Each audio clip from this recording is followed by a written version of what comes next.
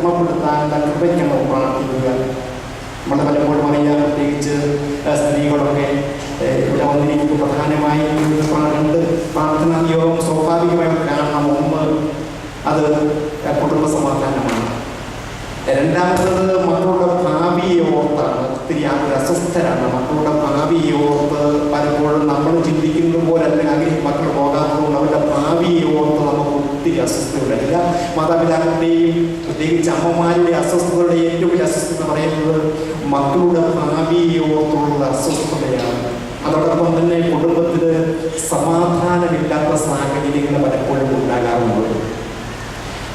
ഭൗതികമായ ഒത്തിരി ലക്ഷ്യങ്ങളൊക്കെ വെച്ച് നമ്മൾ പ്രാർത്ഥനാലയങ്ങൾക്ക് പോകാറുണ്ട്. അടുത്തിടെ എന്നോടൊരു ധ്യാന കേന്ദ്രത്തിൽ അച്ഛൻ പറഞ്ഞു, അടുത്തിടെ ഉണ്ടായ അച്ഛൻ ധ്യാന പ്രസവമൊക്കെ കഴിഞ്ഞ് അച്ഛന് ഒരു അരമണിക്കൂർ കഴിഞ്ഞാണ് പുറത്തേക്ക് വന്നത്. ഒരു അമ്മച്ചിയോടെ കാത്തുനിൽപ്പുണ്ട്, അച്ഛനെ കാത്തുനിൽപ്പുണ്ട്. അപ്പോൾ അരമണിക്കൂറിൽ അച്ഛൻ വരാത്തതുകൊണ്ട് അമ്മച്ചി അസ്വസ്ഥയാണ്. കാരണം ഒരു കാര്യം പറയാനുണ്ട്. എന്താ അമ്മച്ചി പറയാമെന്ന് പറഞ്ഞു. അമ്മച്ചി പറഞ്ഞു, അച്ഛാ അടുത്തിവിടെ പള്ളി പണിയുകയാണ്. പള്ളി പണിയുന്നിടത്ത് ഒരു ലോട്ടറി ഇറക്കിയിട്ടുണ്ട്. ഞാനൊന്നും എടുത്തിട്ടുണ്ട്, അത് അടിക്കാൻ അച്ഛൻ പ്രാർത്ഥിക്കണം. അതാണ് അവരുടെ ആവശ്യം. അതാണ് ഞാൻ ലോട്ടറി ടിക്കറ്റ് എടുത്തിട്ടുണ്ട്, അത് അടിക്കാൻ അച്ഛൻ പ്രാർത്ഥിക്കണം. അച്ഛൻ പറഞ്ഞ് പ്രാർത്ഥിക്കാമെന്ന് പുറപ്പെട്ടു പോയിട്ട് അമ്മയുടെ ആ നല്ല ആഗ്രഹമാണ്. അച്ഛൻ പ്രാർത്ഥിച്ചു ലോട്ടറി അടിക്കുമെന്ന് നമ്മൾ പിന്നീട് കാണാവുന്നതാണ്. അപ്പം നമ്മൾ ദൈവത്തിൻ്റെ വചനം ശ്രമിക്കാൻ ഒരുമിച്ച് കൂടുമ്പോൾ നമ്മൾ പ്രാർത്ഥിക്കേണ്ട കൃപയില്ല. എന്തെന്നറിയാമോ?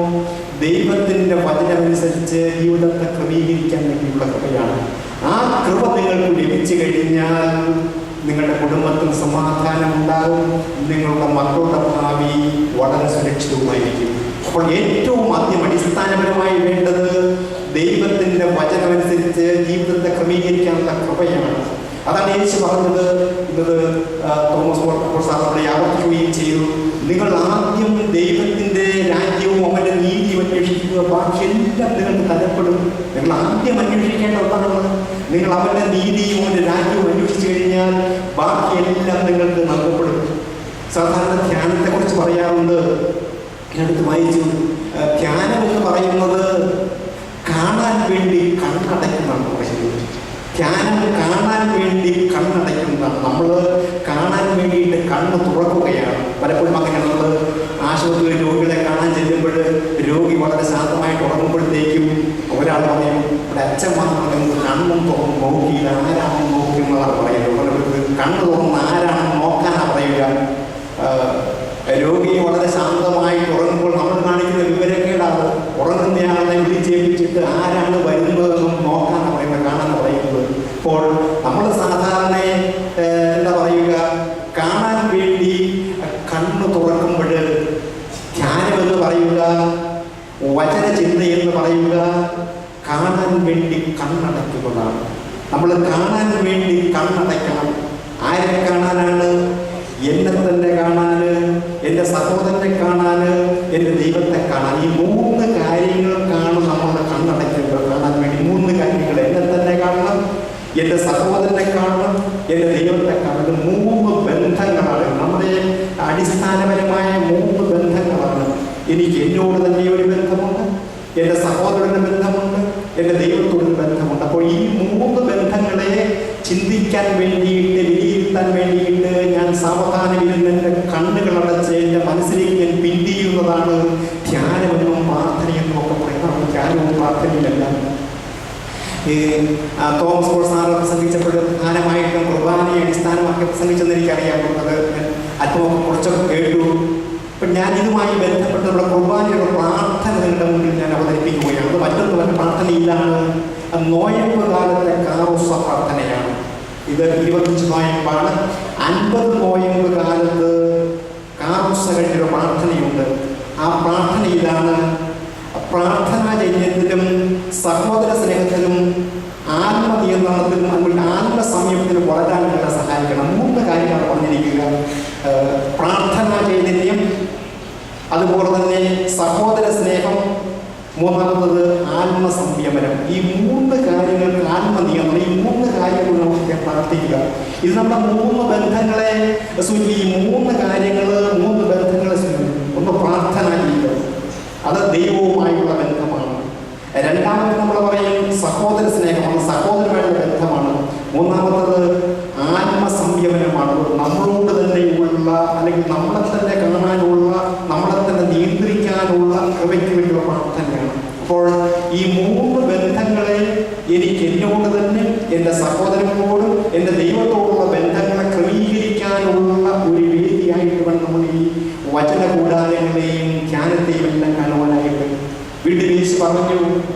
നിന്റെ വിളക്കെടുത്ത് നീ പീഠത്തിന് വയ്ക്കണം.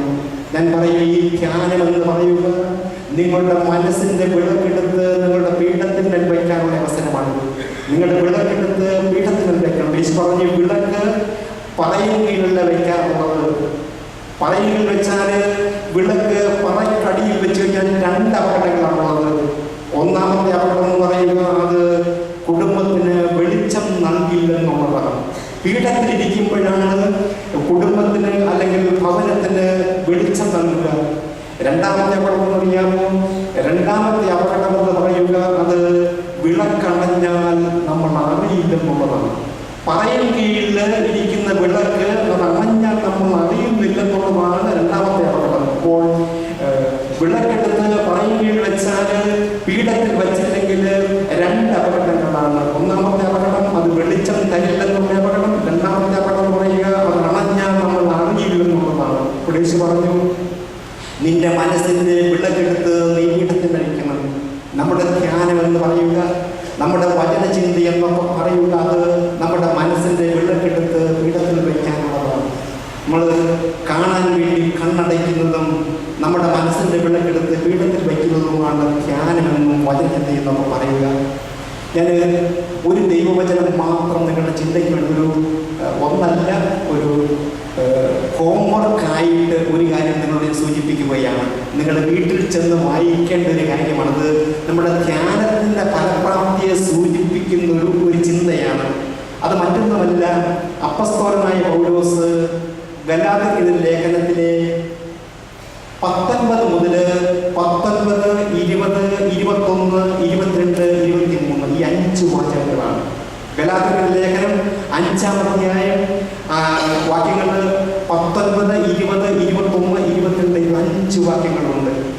ആ വാക്യങ്ങളുടെ തലക്കെട്ട് ഇതാണ്: ജഡത്തിന്റെ പ്രവൃത്തികൾ, ആത്മാവിന്റെ ഫലങ്ങൾ. ജഡത്തിന്റെ പ്രവൃത്തികളായി ഒന്നിനു പുറകെ ഒന്നായി അപ്പസ്തോലൻ തന്റെ 15ഓളം പ്രവൃത്തികളെ ഒന്നിനു പുറകെയായി അപ്പസ്തോലൻ വിവരിക്കുന്നുണ്ട്. അത് വ്യഭിചാരം, വിദ്വേഷം, അസൂയ, ഇങ്ങനെ പല കാര്യം ഒന്നിനും ഉണ്ടായിട്ടാണ്. അതിൽ ഒരുപക്ഷെ നിങ്ങൾക്ക് മനസ്സിലാകാത്ത 2 വാക്കുകൾ കാണും. ഒന്ന് ആഭിചാരം എന്നുള്ളതാണ്. അതിതാണ് ആഭിചാരം എന്ന് പറഞ്ഞാൽ അത് എന്താ നമ്മൾ പറയുക? ആഭിചാരത്തെ പറയുക നമ്മൾ ഒരു അന്ധവിശ്വാസത്തിന് വേണ്ടിയിട്ട് നമ്മൾ കൂടോത്രം ചെയ്യുന്നതിനാണ് ആഭിചാരം എന്ന് പറയുക. അപ്പൊ അത് ശരീരത്തിന്റെ അല്ലെങ്കിൽ ജഡത്തിന്റെ ഫലങ്ങളാണ്. അതോടൊപ്പം തന്നെ മദ്യപാനം, തുടർന്ന് വരുന്ന മധുരോത്സവമാണ്. ചിലർ ചോദിക്കുന്നത് ഈ മധുരോത്സവം എന്താണ്? വചനോത്സവം പറയുന്നത് മധുരോത്സവം എന്താണെന്ന് അറിയാമോ? മധുരോത്സവം എന്ന് പറഞ്ഞാൽ മദ്യം കുടിച്ച് കൂത്താടുന്നതിനാണ് മധുരോത്സവം എന്ന് പറയുന്നത്. നമ്മൾ ഇതിനെ കണ്ടിട്ടില്ലേ? ഈ ചില നോയമ്പ് വീടിലും പേപ്പർട്ടായിക്കും ഒക്കെ ചിലർ മദ്യം കുടിച്ചിട്ട് കൂത്താടുന്നുണ്ട്. അപ്പം മദ്യം കഴിച്ചിട്ട് കൂത്താടുന്നതിനാണ് നമ്മൾ മധുരോത്സവം എന്ന് പറയുക. അതെല്ലാം ശരീരത്തിന്റെ പ്രവണതകളുടെ അല്ലെങ്കിൽ ജഡത്തിന്റെ പ്രവൃത്തികളായി മാറുകയാണ്. അതിനുശേഷം അപ്പസ്തോലൻ പറയും ആത്മാവിന്റെ ഫലങ്ങൾ എന്ന് പറയും. അത് സ്നേഹം, ആനന്ദം, അങ്ങനെ ഒന്നിന് സമാധാനം, ഇങ്ങനെ ഒന്നിന് പുറകെ ഒന്നായി ഏതാണ്ട് 8-9 ഗുണങ്ങൾ ആത്മാവിൻ്റെതായി അപ്പസ്തോലൻ പറയുന്നുണ്ട്. ഞാൻ പറയും, നമ്മുടെ ധ്യാനം എന്ന് പറയുക ഈ ശരീരത്തിന്റെ അല്ലെങ്കിൽ ജഡത്തിന്റെ പ്രവർത്തനങ്ങളെ പിന്തള്ളിക്കൊണ്ട് ആത്മാവിന്റെ ഫലങ്ങളിലേക്ക് വളരുകയാണ് ധ്യാനം എന്ന് പറയുന്നത്. അതാണ് ധ്യാനകഥ. അല്ലെങ്കിൽ നമ്മുടെ പ്രാർത്ഥനയുടെയും ധ്യാനത്തിൻ്റെയും വചനചിന്തയുടെയും എല്ലാം വചനം പഠിക്കുന്നതും ധ്യാനിക്കുന്നതും പ്രാർത്ഥനയെല്ലാം ഈ ഒരു കാര്യത്തിന് വേണ്ടിയിട്ടാണ്. ജഡത്തിന്റെ പ്രവർത്തനങ്ങളെ ഉപേക്ഷിച്ച് ആത്മാവിന്റെ ഫലങ്ങൾ നേടാൻ സാധിക്കുന്നതാണ്. അപ്പൊ നമുക്ക് ഈ ധ്യാനം കൂടിയിട്ട് ഈ വചന ശുശ്രൂഷയെ സംബന്ധിച്ചിട്ട് എന്തുമാത്രം ഫലപ്രദമാകുമെന്ന് അങ്ങനെ ഒറ്റ മാർഗമേ ഉള്ളൂ. ആ മാർഗം ഇതാണ്: ഞാൻ പ്രാർത്ഥിച്ചിട്ട് ധ്യാനിച്ചിട്ട് എൻ്റെ ജഡത്തിന്റെ പ്രവൃത്തികളെ ഞാൻ വിട്ടുവീഴ്ചിച്ച് ആത്മാവിന്റെ ഫലങ്ങളിലേക്ക് എന്തുമാത്രം മാറി എന്നുള്ളതാണ്. പണ്ടൊരു അമ്മച്ചൻ ധ്യാനിക്കാൻ പോയിട്ട് തിരിച്ചു വന്നപ്പോൾ അയൽ വീട്ടിലെ അമ്മച്ചി ചോദിച്ചു, കെട്ടിയൊരു വല്ല മാറ്റം വല്ലതും വന്നോ എന്ന്. വെച്ച് പറഞ്ഞു, ഒരു മാറ്റം ഞാൻ കാണുന്നുണ്ട്. മാറ്റം ഇതാണ്: നേരത്തെ കെട്ടിയോ വരുമ്പം പിള്ളേർ കഥകിന്റെ മൂലയിൽ കയറി ഒളിക്കുമായിരുന്നു. ഈ ധ്യാനം കഴിഞ്ഞ് വന്നതിന് ശേഷം ഇത്രയാണ് വ്യത്യാസം. ഇതാണ്: കെട്ടിയോ കയറി വരുമ്പോൾ പിള്ളേർ ഓടിച്ചെന്ന് അപ്പച്ചനെ കെട്ടിപ്പിടിക്കുന്ന വ്യത്യാസം കാണുന്നുള്ളൂ.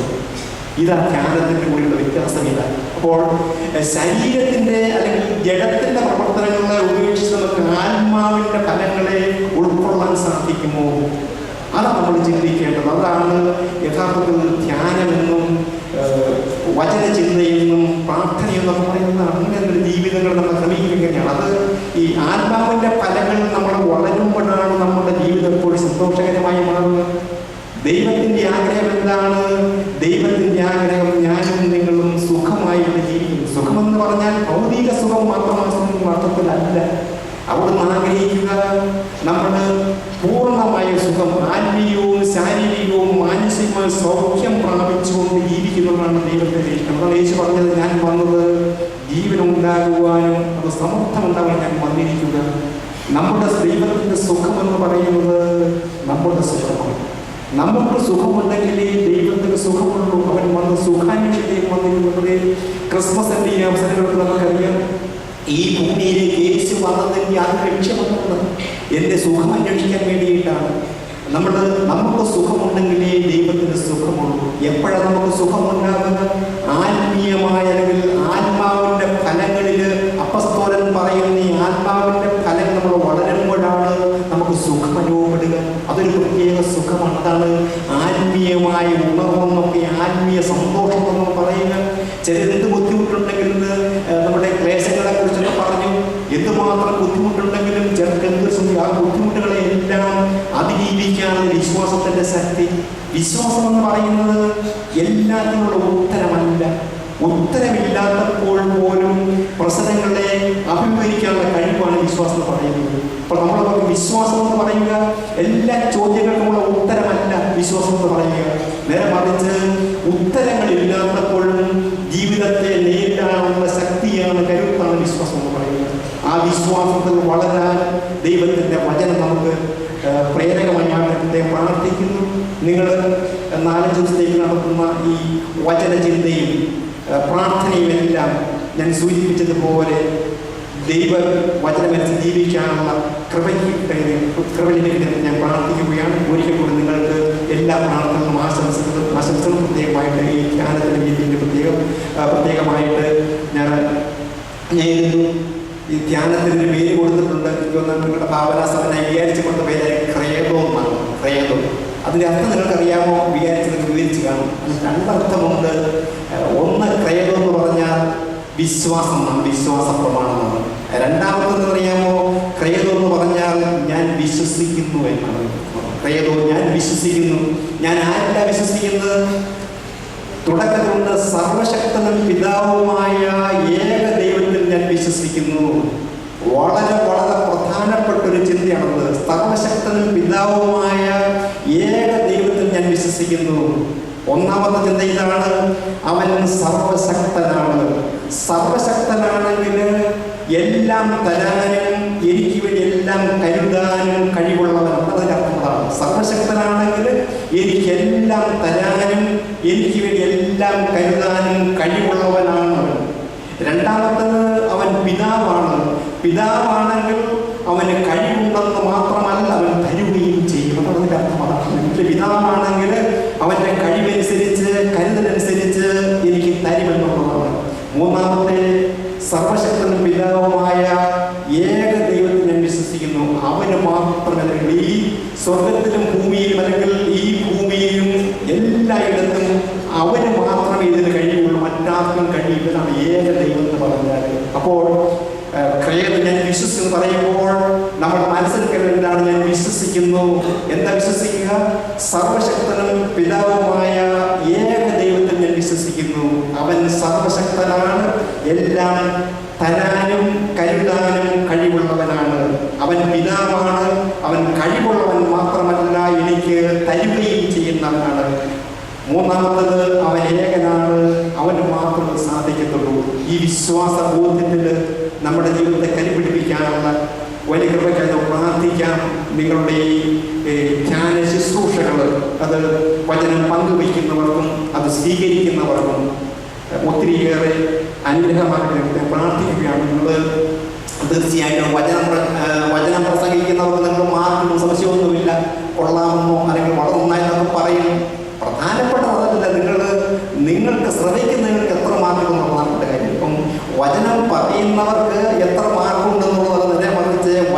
ശ്രമിക്കുന്നത് നിങ്ങൾക്ക് എത്ര മാർക്ക് കിട്ടുമെന്നാണ് നോക്കേണ്ടത്. അതിനാണ് നമ്മൾ നമ്മുടെ മനസ്സിനെ ഒരുക്കേണ്ടത്. നിങ്ങളുടെ മനസ്സിനെ ഒരുക്കി ഈ ശുശ്രൂഷ അങ്ങേയറ്റം ഫലപ്രദമാക്കാൻ പ്രാർത്ഥിക്കുന്നു. എല്ലാവരും നിങ്ങൾക്ക് ആശംസിക്കുകയും ചെയ്യുന്നു.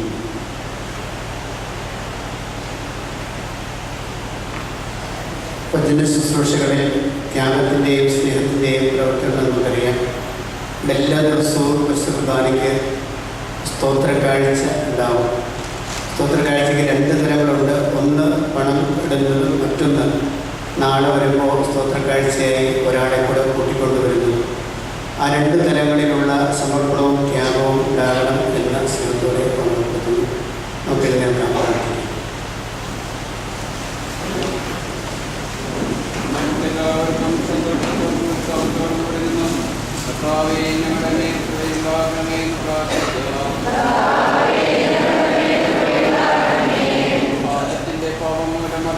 മനുഷ്യർക്ക് രക്ഷകനായി വാഗ്ദാനം ചെയ്യപ്പെട്ട മിശിഹായെ ഞാൻ സ്വഭാവമോചനം നൽകണമെന്ന് നിന്നോട് ഞങ്ങൾ പ്രാർത്ഥിക്കുന്നു. പ്രത്യാശയോടെ പാർട്ടിരുന്ന മിശിഹായെ ഭാവനങ്ങൾ നൽകി തിരുസഭയെ ധന്യമാക്കാൻ കഴിയണമെന്ന് ഞങ്ങൾ പ്രാർത്ഥിക്കുന്നു. മനുഷ്യവതാരം വഴി ഞങ്ങളുടെ നിത്യപരോധനായ മിശിഹായെ ഞങ്ങളുടെ പരിശുദ്ധ പിതാവ് ഫ്രാൻസിസ് പാപ്പായെ ഞങ്ങളുടെ സഭയുടെ തലവനും ശ്രേഷ്ഠ പിതാവുമായ മാർഗോത്തയും ഞങ്ങളുടെ അതിരുദ്ധാധ്യക്ഷനായ മാർമാധ്യമിത്രാപോലിത്തയും ആത്മീയ നന്മകൾ നൽകി അനുഗ്രഹിക്കുമെന്ന് ഞങ്ങൾ പ്രാർത്ഥിക്കുന്നു. നമുക്കെല്ലാവർക്കും നമ്മെ നാം ഓരോരുത്തരെയും പിതാവിനും പുത്രനും പരിശുദ്ധാത്മാവിനും സമർപ്പിക്കാം.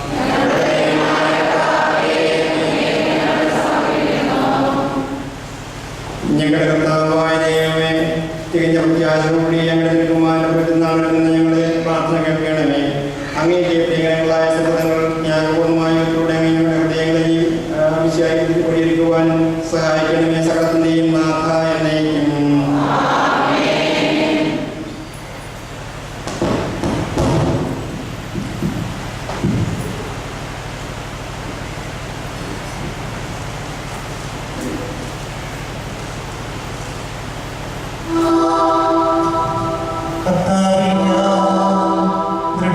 ശരണപ്പെട്ടു.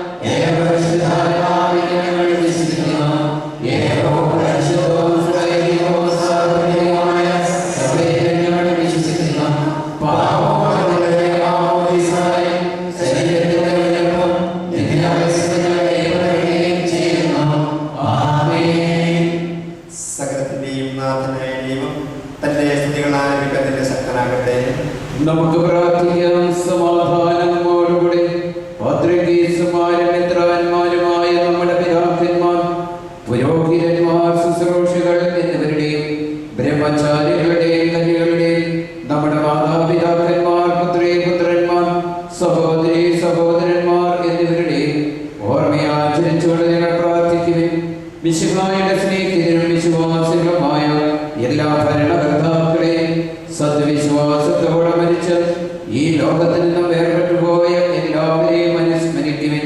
മിശിഹായുടെ കൃപയാൽ ഈ ബലി നമുക്ക് സഹായത്തിനും രക്ഷിക്കാൻ സ്വർഗരാജ്യത്തിൽ നിത്യജീവനം കാരണമാകട്ടെ. സഹോദരരെ, ഈ കുർബാനയുടെ ഞങ്ങൾ പുണ്യാവാൻ ഞങ്ങൾക്ക് വേണ്ടി പ്രാർത്ഥിക്കുവിൻ.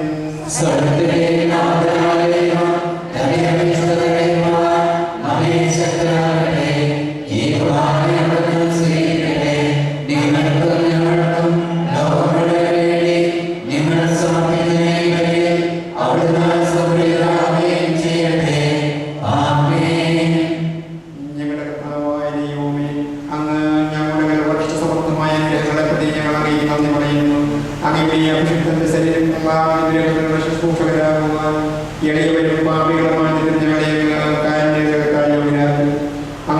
വാഗ്ദാനം സ്നേഹത്തോടും വിശ്വാസത്തോടും ചെയ്യുവാൻ ഞങ്ങളെ ശക്തരാക്കി അപേക്ഷിക്കുന്നു. ഞങ്ങളെ സ്തുതിയും ബഹുമാനവും കൃതജ്ഞതയും ആരാധനയും സമർപ്പിക്കുന്നു, ഇപ്പോഴും എപ്പോഴും എന്നേക്കും.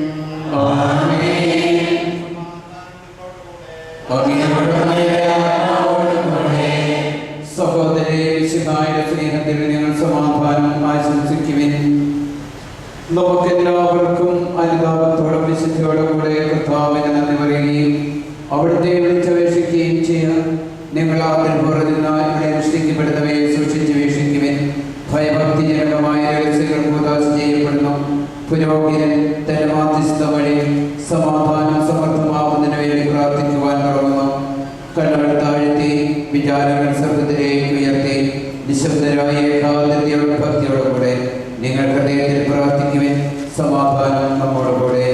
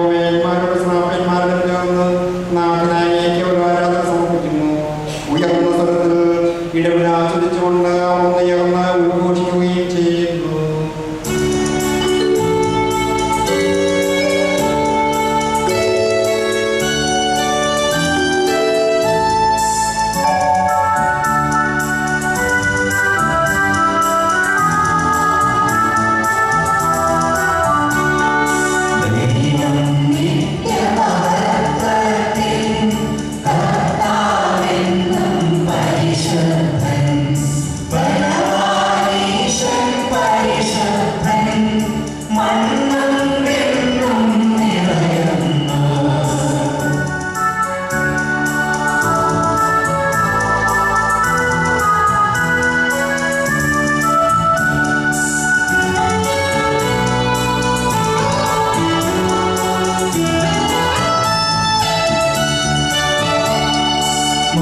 ഞങ്ങൾ